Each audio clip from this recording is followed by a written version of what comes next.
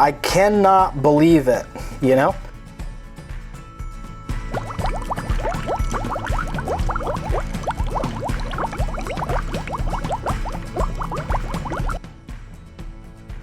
The craziest thing happened 2 weeks ago when Louis was shipped to me in a box. I had also ordered some snails. One of the snails was like this huge cell and it looked really empty.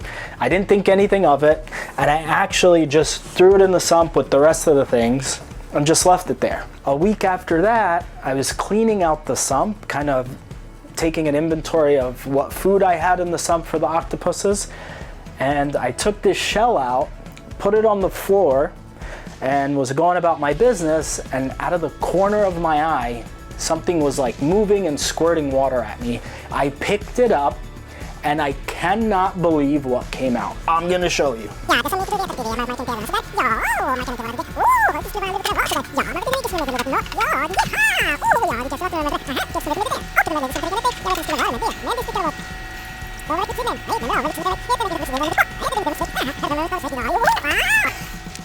So this is the shell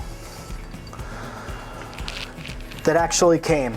It doesn't look like a typical snail shell, so it kind of looked weird, but I literally just put it to the side, and as you can see, it just looks like an empty snail shell, completely. I picked it up, let the water kind of dry out, and out came this baby. I cannot believe it, you know? Since I live in New York and this octopus is from California, there's really no way for me to bring it back to the ocean. I can't just put it in the Atlantic Ocean we have over here. Why? Because I just can't. So obviously I have to keep this octopus. And because of how small it is, it's actually harder to keep an octopus this size because one, it's super small, so it can escape through like the tiniest pinhole. So finding a tank that I can octopus proof to the point where this octopus won't slip out is gonna be very challenging. I already have an idea of what I'm gonna put it in, but it's still gonna be very, very, very hard. Another issue with an octopus this size is finding food that's actually small enough that that octopus can eat and not too big so it doesn't hurt him, which is a big challenge because you don't really have that much wiggle room. It either has to be shrimp or crab or tiny pieces of mussel. And because it's such a baby octopus, the food has to be live. It's not even used to anything but live food. And because of its size and because of how old it is, it's probably like a month old, it needs to be fed almost every day, which is very challenging to do for an octopus this size. But it's very, very cute.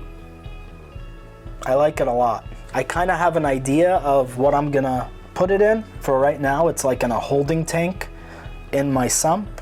It can't escape, and it has some peace and quiet. But octopuses at this age are super sensitive. In the wild, most don't even make it to adulthood. Most of the babies don't make it to adulthood. They either get eaten, they starve to death, or something happens that they just don't become adults. So his chances of surviving are very, very, very tough, unfortunately.